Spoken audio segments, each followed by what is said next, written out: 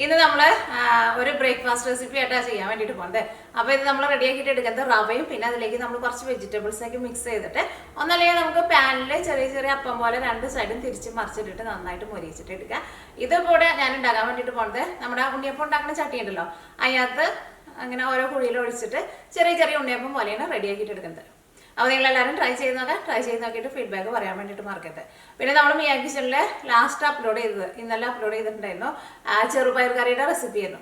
അത് നിങ്ങൾ വളരെ കുറച്ച് പേര് മാത്രമേ നിങ്ങൾ ആ വീഡിയോ കണ്ടിട്ടുള്ളൂ.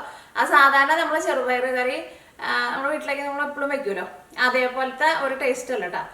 അതിൻ്റെ ടേസ്റ്റിന് കുറച്ച് വ്യത്യാസമുണ്ട്. അപ്പോൾ നാട്ടിലേക്ക് ആയിരുന്നാലും ഇപ്പോൾ എല്ലാവർക്കും റേഷൻ ചെറുപയറൊക്കെ കിട്ടുന്നുണ്ടല്ലോ. അപ്പോൾ നിങ്ങൾ ഒരു പ്രാവശ്യമെങ്കിലും ഇതേപോലെ ട്രൈ ചെയ്ത് നോക്കാൻ വേണ്ടിയിട്ട് മറക്കരുത്. അപ്പോൾ വീഡിയോ കാണാത്തവരുണ്ടെന്ന് വെച്ചിട്ടുണ്ടെങ്കിൽ ആ വീഡിയോ കൂടിയിട്ട് കണ്ടു നോക്കാം, അതും ട്രൈ ചെയ്ത് നോക്കാം. അപ്പോൾ നമുക്ക് സമയങ്ങൾ തന്നെ നമ്മുടെ ബ്രേക്ക്ഫാസ്റ്റ് റെസിപ്പി നമുക്ക് റെഡി ആക്കിയിട്ടിരിക്കുക. പിന്നെ നിങ്ങളെല്ലാവരും സുഖമായിട്ടിരിക്കുന്നത് വിചാരിക്കണം. ഇവിടെ ഞങ്ങളെല്ലാവരും സുഖമായിട്ടിരിക്കണം. ഇവിടെ ഇപ്പോൾ ചൂടൊക്കെ മാറിയിട്ട് ചെറുതായിട്ട് തണുപ്പാക്കി തുടങ്ങിയിട്ടുണ്ട്, ഇലയുടെ കളറൊക്കെ മാറി തുടങ്ങിയിട്ടുണ്ട്. ഇനി സാറ്റർഡേ അല്ലെങ്കിൽ സൺഡേ ഞാൻ വീക്കെൻഡ് വ്ളോഗിൻ്റെ വീഡിയോ ഇല്ലേ, അപ്പോൾ അതിനകത്ത് കാണിക്കാം കേട്ടോ ഇലയുടെ കളറൊക്കെ മാറുന്നത്. അപ്പോൾ നമുക്ക് സമയങ്ങളായിട്ട് തന്നെ നമ്മുടെ ബ്രേക്ക്ഫാസ്റ്റ് റെസിപ്പി നമുക്ക് റെഡി ആക്കിയിട്ട് എടുക്കാം. ഇനി ഇത് റെഡിയാക്കാൻ വേണ്ടിയിട്ട് ഞാനിവിടെ 1 കപ്പ് റവ എടുത്തിട്ടുണ്ട്. ഞാനിവിടെ 250 ml മെഷീൻ കപ്പിൽ 1 കപ്പാണ് എടുത്തേക്കുന്നത്. ഇനിയിപ്പോൾ നിങ്ങളുടെ അടുത്ത് മെഷീൻ കപ്പില്ലാന്ന് വെച്ചിട്ടുണ്ടെങ്കിൽ സാധാരണ നമ്മൾ ചായ കുടിക്കുന്ന ഗ്ലാസ്സിൽ അളവ് എടുത്താലും മതി കേട്ടോ. അപ്പോൾ ഫസ്റ്റ് റവ എന്ത് ചെയ്യണമെന്ന് വെച്ചിട്ടുണ്ടെങ്കിൽ 1 ടേബിൾ സ്പൂൺ നെയ്യ് ഒഴിച്ചിട്ട് റവ നമുക്കൊന്ന് വറുത്തിട്ട് എടുക്കാം. അപ്പോൾ ഇതിലേക്ക് 1 കപ്പ് റവ ചേർത്തിട്ടുണ്ട്. 1 ടേബിൾ സ്പൂൺ നെയ്യ് ചേർക്കാം. ഇനിയിപ്പോൾ നിങ്ങൾക്ക് നെയ്യ് വേണ്ടാന്ന് വെച്ചിട്ടുണ്ടെങ്കിൽ വെളിച്ചെണ്ണയിലായിരുന്നാലും ഇത് വറുത്തിട്ടെടുക്കുക. ഇനിയിപ്പോൾ വെളിച്ചെണ്ണ ഉപയോഗിക്കണില്ല എന്ന് വെച്ചിട്ടുണ്ടെങ്കിൽ സാധാരണ നമ്മൾ കറിക്ക് ഉപയോഗിക്കുന്ന ഏത് ടൈപ്പ് ഓയിലായിരുന്നാലും കുഴപ്പമില്ല. പക്ഷെ നെയ്യിൽ വറുത്തെടുത്തിട്ടുണ്ടെങ്കിൽ കുറച്ചും കൂടി നല്ലൊരു ടേസ്റ്റും കുറച്ചും കൂടി നല്ലൊരു സോഫ്റ്റൊക്കെ ആയിട്ട് വരുമല്ലോ. ഞാൻ നോക്കിക്കേ, ഇപ്പോൾ നമ്മുടെ റവ നെയ്യിൽ കിടന്നിട്ട് ഒന്ന് ചെറുതായിട്ടൊന്ന് മുരിഞ്ഞിട്ടുണ്ട്. ഇനി നമുക്ക് തീ ഓഫ് ചെയ്യാം. ഇതിൻ്റെ കളറ് മാറാൻ വേണ്ടിയിട്ട് നിൽക്കേണ്ട, പ്രത്യേകം ശ്രദ്ധിക്കുക. ഇത് നന്നായിട്ട് ചൂടായി കഴിഞ്ഞിട്ടുണ്ടെന്ന് വെച്ചിട്ടുണ്ടെങ്കിൽ പിന്നെ പെട്ടെന്ന് അങ്ങോട്ട് കളറ് മാറാൻ വേണ്ടിയിട്ട് തുടങ്ങും. ഇപ്പോൾ ഒന്ന് ചെറുതായിട്ടൊന്ന് മുരിഞ്ഞിട്ടുണ്ട്, ഒരു മണമൊക്കെ വരുന്നുണ്ട്, അത്രയ്ക്ക് മതി കേട്ടോ. പിന്നെ ഇത് റെഡിയായി കഴിഞ്ഞിട്ടുണ്ടെന്ന് വെച്ചിട്ടുണ്ടെങ്കിൽ നമ്മൾ അപ്പം തന്നെ ഇത് നമ്മൾ വേറൊരു പാത്രത്തിലേക്ക് മാറ്റണം, അല്ലെങ്കിൽ പാൻ്റെ ചൂടുകൊണ്ട് ഇരുന്നിട്ട് കരിഞ്ഞു പോകും. അപ്പോൾ നോക്കിക്കേ, ഇത് ചൂടാറിയിട്ടുണ്ട്. അങ്ങോട്ട് നന്നായിട്ട് ചൂടാറിയില്ലെങ്കിൽ കുഴപ്പമില്ല, ഒരു ഇളം ചൂട് കുഴപ്പമില്ല കേട്ടോ. ഇനി ഇതിലേക്ക് നമുക്ക് 250 ml മെഷീൻ കപ്പിൽ 1/2 കപ്പ് തൈരാണ് ചേർക്കുന്നത്. അപ്പോൾ നിങ്ങൾ എടുക്കുന്ന തൈരിന് നല്ല പുളിയുള്ള തൈരാന്ന് വെച്ചിട്ടുണ്ടെങ്കിൽ 1/2 കപ്പിനേക്കാളും ഒരു പൊടിക്ക് കുറച്ച് ചേർത്താൽ മതി. കാരണം നാട്ടിലെ തൈരൊക്കെയാണെന്ന് വെച്ചിട്ടുണ്ടെങ്കിൽ ചിലപ്പോൾ നല്ല പുളി ഉണ്ടാവും. അപ്പോൾ നിങ്ങൾ അതനുസരിച്ചിട്ട് വേണം ചേർക്കാൻ വേണ്ടിയിട്ട്. ഇതിപ്പോൾ അധികം പുളിയില്ലാതെ നല്ല കട്ട തൈരാണ് ഞാൻ ഇതിലേക്ക് ചേർക്കുന്നത്, 1/2 കപ്പ്.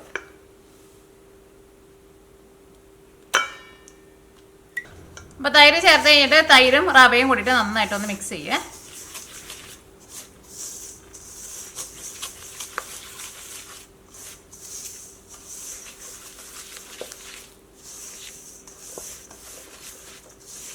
ഇപ്പോൾ റവയിൽ തൈര് നന്നായിട്ട് മിക്സ് ആയിട്ടുണ്ട്. ഇതിലേക്ക് നമുക്ക് വെള്ളം ചേർക്കാം. അപ്പോൾ നമ്മൾ ആ റവ എടുത്തിരുന്ന സെയിം കപ്പിൽ തന്നെ 1/2 കപ്പ് വെള്ളമാണ് ചേർക്കുന്നത്. ഒട്ടും വെള്ളം കൂടുതൽ ചേർക്കരുത്.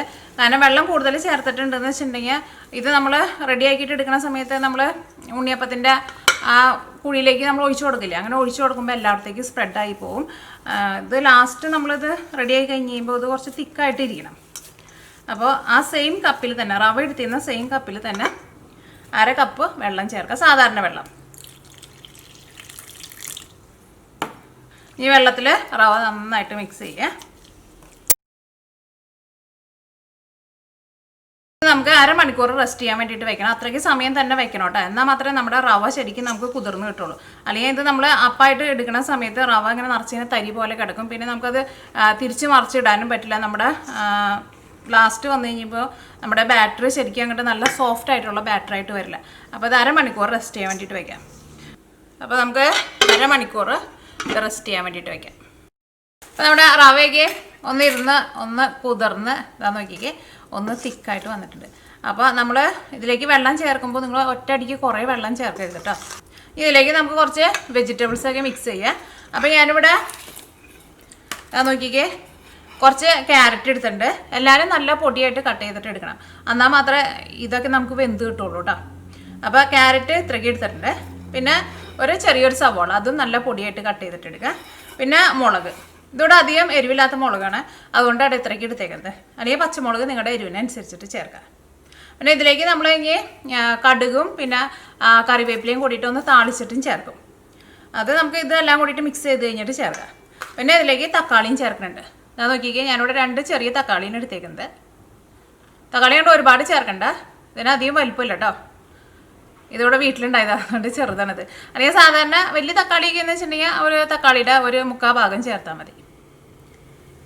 അപ്പോൾ നമുക്ക് ഈ വെജിറ്റബിൾസൊക്കെ ഇതിലേക്കാണ്ട് മിക്സ് ചെയ്യുക. അപ്പോൾ അതിന് മുമ്പായിട്ട് ഞാനിതിലേക്ക് ഒരു 1/2 ടേബിൾ സ്പൂൺ കറുത്ത എള്ളും ചേർക്കുന്നുണ്ട്. കറുത്ത എള്ള് നിങ്ങൾക്ക് ഇഷ്ടമാണ് അതിൻ്റെ ടേസ്റ്റ് എന്ന് വെച്ചിട്ടുണ്ടെങ്കിൽ ഇതേപോലെ ഒരു 1/2 ടേബിൾ സ്പൂൺ കറുത്ത എള്ളും കൂടിയിട്ട് ചേർക്കാം. ഇതിലേക്ക് നമുക്ക് ഈ വെജിറ്റബിൾസൊക്കെ ചേർക്കാം. ക്യാരറ്റ് ചേർക്കാം. ക്യാരറ്റ് നോക്കിയാൽ ഞാനിവിടെ നല്ല പൊടിയായിട്ടാണ് കട്ട് ചെയ്തിട്ട് എടുത്തേക്കുന്നത്.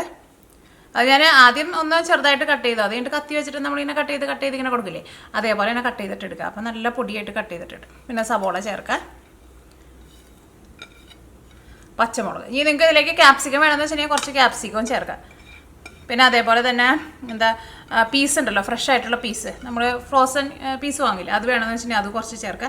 എല്ലാവരും കുറേശ്ശെ ചേർത്താൽ മതി. ഇതിലേക്ക് തക്കാളി ചേർക്കുക.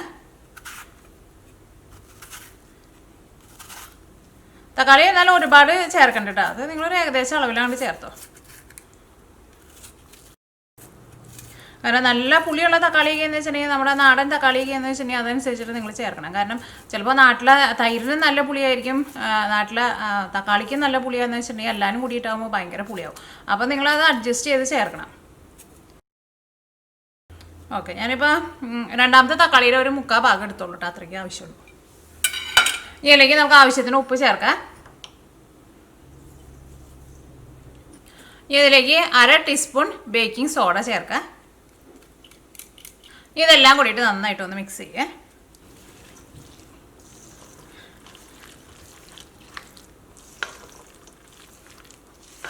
അപ്പോൾ നോക്കിയാൽ നമ്മുടെ മിക്സിങ് ഇതേപോലെ ഇങ്ങനെ ഇരിക്കണം, ഒരുപാട് ഭയങ്കര വെള്ളം പോലെ ഇരിക്കരുത്. പിന്നെ വെജിറ്റബിൾസൊക്കെ ആയിരുന്നാലും നമ്മൾ ഒരുപാട് അങ്ങോട്ട് ചേർത്തിട്ട് നിറച്ചും ഇങ്ങനെ വെജിറ്റബിൾസ് നിറച്ചാവരുത്. ഇതേപോലെ കുറച്ച് റവയും വേണം കേട്ടോ, അപ്പോൾ അതനുസരിച്ചിട്ട് വെജിറ്റബിൾസ് ചേർക്കാം. അപ്പോൾ ഇതിപ്പോൾ ഒരു കറക്റ്റായിട്ട് വന്നിട്ടുണ്ട്. നന്നായിട്ട് മിക്സ് ചെയ്യണം, എന്നാൽ മാത്രമേ നമ്മുടെ ബേക്കിംഗ് സോഡയൊക്കെ ഇതിനകത്ത് നന്നായിട്ട് മിക്സ് ആവുള്ളൂ. ഇതിൻ്റെ വെള്ളത്തിൻ്റെ കൺസിസ്റ്റൻസി ഇത് കറക്റ്റാട്ടോ, ഇതിലും കൂടുതൽ വെള്ളം ഒഴിച്ചിട്ട് ലൂസാക്കിയിട്ട് എടുക്കണ്ടേ. ഇതിലേക്ക് നമുക്ക് കടുക് താളിച്ചിട്ട്, കടുകും കറിവേപ്പിലയും കൂടിയിട്ട് താളിച്ചിട്ട് അതും കൂടിയിട്ട് ചേർക്കണം. അപ്പോൾ നമുക്ക് ഇനി അതൊന്ന് താളിച്ചിട്ട് ഇതിലേക്ക് ചേർക്കാം.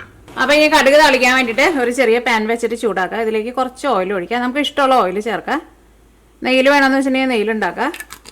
ഓയിൽ നന്നായിട്ട് ചൂടായിട്ടുണ്ട്. ഇതിലേക്ക് ഒരു 1/4 ടേബിൾ സ്പൂൺ കടുക് ചേർക്കാം. കടുക് ഒന്ന് പൊട്ടട്ടെ. ഇതിലേക്ക് ഞാനിവിടെ 2 ഉണക്കമുളക് അതേപോലെ ഒന്ന് പൊടിച്ചിട്ടിടാം. കറിവേപ്പിലയും ചേർക്കാം.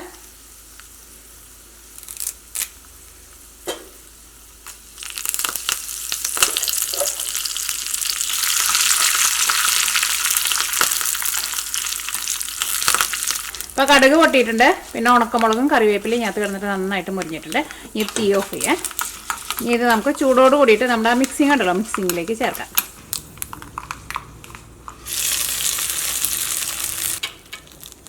ഇതെല്ലാം കൂടിയിട്ട് നന്നായിട്ട് ഒന്നും കൂടി ഒന്ന് മിക്സ് ചെയ്യാം. ഇതേപോലെ നിങ്ങൾക്ക് മിക്സിങ് റെഡി ആക്കിയിട്ട് തലേ ദിവസം രാത്രി ഫ്രിഡ്ജിൽ എടുത്ത് വെക്കാം കേട്ടോ. എന്നിട്ട് രാവിലെ എഴുന്നേറ്റിട്ട് അപ്പം വേണമെന്ന് വെച്ചിട്ടുണ്ടെങ്കിൽ അങ്ങനെയും ചുട്ടെടുക്കാം.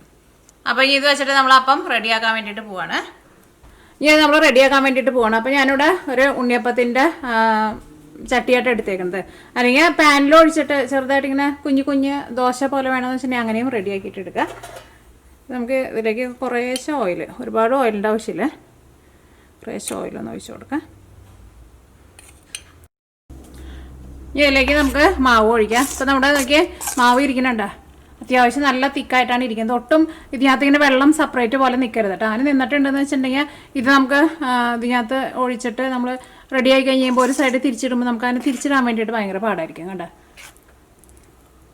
അപ്പോൾ എങ്ങാനും വെള്ളം എങ്ങാനും കൂടി പോയിട്ടുണ്ടെന്ന് വെച്ചിട്ടുണ്ടെങ്കിൽ നിങ്ങൾ അതനുസരിച്ചിട്ട് കുറച്ച് മൈദപ്പൊടിയോ അല്ലെങ്കിൽ ഗോതമ്പ് പൊടിയോ ചേർത്ത് കൊടുത്തു. പക്ഷേ തുടക്കത്തിൽ അങ്ങനെ വെള്ളം ചേർക്കുമ്പോൾ വളരെ കുറച്ച് വെള്ളത്തിൽ മാത്രം മിക്സ് ചെയ്യുക, അല്ലെങ്കിൽ സെപ്പറേറ്റ് ഒട്ടും വെള്ളം നിൽക്കരുത്. വലിയ ബർണറൊക്കെയാണെന്ന് വെച്ചിട്ടുണ്ടെങ്കിൽ മീഡിയം ഫ്ലെയിമിനേക്കാൾ ഒന്നും കൂടി ഒന്ന് കുറച്ച് വയ്ക്കണം. ഇതിൻ്റെ മുകളിൽ കുറച്ച് ഓയിൽ അതേപോലെ എന്താ ഒഴിച്ച് കൊടുക്കാം. ഇനി നമുക്ക് മൂടി വയ്ക്കാം.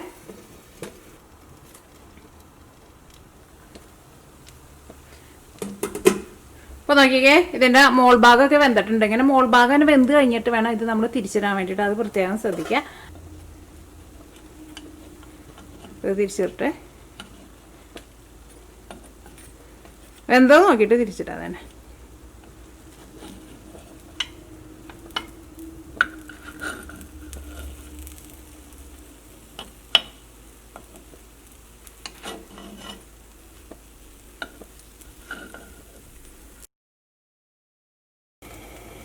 നമ്മുടെ അപ്പം 2 സൈഡ് നന്നായിട്ട് വെന്തിട്ടുണ്ട്. ഇനി ഇത് നമുക്ക് എടുക്കാം. നോക്കിയേ, ജസ്റ്റ് ഇതേപോലെ നിങ്ങളൊന്ന് തിരിച്ചിട്ട് നോക്കാം. അപ്പം നോക്കിക്കേ, ഇതിൻ്റെ ഇവിടെ ഇരുന്നാലും നന്നായിട്ട് മുരിഞ്ഞിട്ടുണ്ട്. ഇതേപോലെ നന്നായിട്ട് മുരിഞ്ഞായിട്ടാണ് എടുക്കാൻ വേണ്ടിയിട്ട്. അപ്പോൾ നോക്കിക്കേ, ഇതെല്ലാവരും നമ്മൾ റെഡിയാക്കിയിട്ട് എടുത്തിട്ടുണ്ട്.